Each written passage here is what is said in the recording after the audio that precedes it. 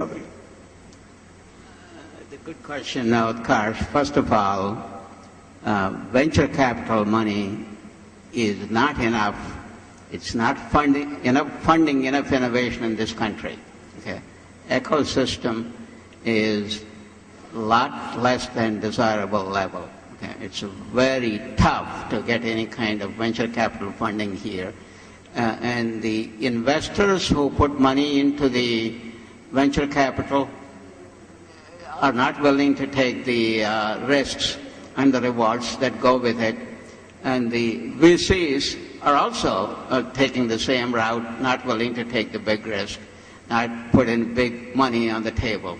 And, even U.S. has gone through some tough times last couple of years, okay? And they had a lot of difficulty in raising money with the worst recession on record. However, you look at a deal like Genzyme comes along, everybody is now saying, okay, where is the next big deal is going to come from? And the money is flowing into very early stage. And if you compare, I think what our guys in India has done with so little of venture capital, so little of academic collaboration or help, okay, it's amazing.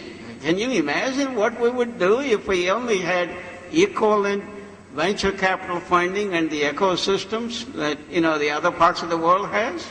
That could be one of the answers for the R&D problem. So, what we have not seen, Mr. Braran, if I could pose this to you, is corporates making investments in other startups. You have either venture capital support or you have... Why do you think that has not happened? You have large corporates with stable cash flows.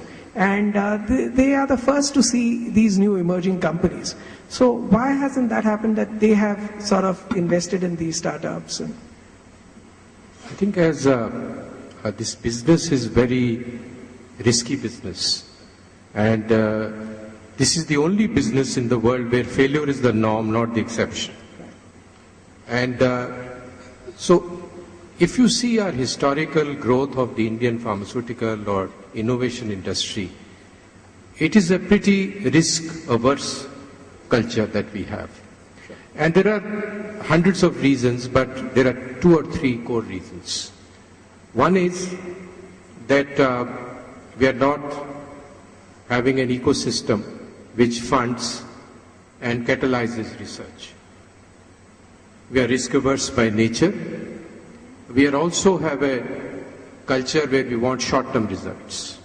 And I often give that example that drug discovery research is like a red light at 1 a.m. in the morning, and there's no car on the road, and you require the discipline to stop at 1 a.m. and there is no policeman and there is no car in sight.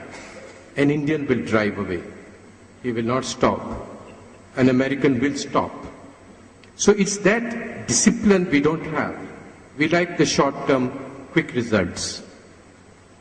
And the third is that we have been built on a system of affordability of medicine, reverse engineering.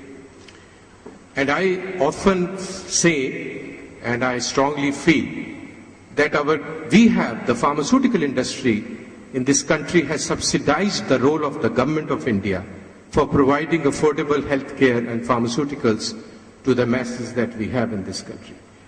And that is something which has built till now this culture of affordability, low cost. This is a different business. And therefore, I think this culture change will take time. It is beginning to happen. I was at Teva once, and I was visiting their new drug research area. And he asked me a question that, what do you think is our culture of new drug discovery? You have visited, I said, you are very frugal even in your new drug discovery. And he said, do you know we have a company motto that please discover new drugs with the mindset of a generic company. And look at every cost. I think India will do well, as Bopa says, that with the little we have done so much.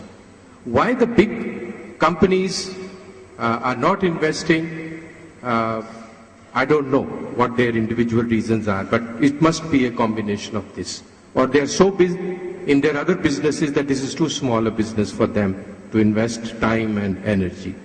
But I think the ecosystem of CROs, Indian pharmaceutical companies, pure drug discovery companies, and collaborations between global companies and Indian companies will catalyze in the next 10, 15 years. Right. Dr. Reddy, Mr. Brar commented upon, and we've heard this elsewhere also, that most of the multinational pharma companies, when they look at India, they sort of do the same thing. You know, they say, these are our protocols, this is the way we do it, but you do it in India. So essentially you're only looking at doing it cheaper. So, like he said, you're missing out on Indian innovation. But if we were to look at it, what really is the India advantage? Should Indian companies, when they're pursuing R&D, should be doing something radically different? Or are we also looking at, you know, a catch-up kind of? You know, what is important is the hunger factor.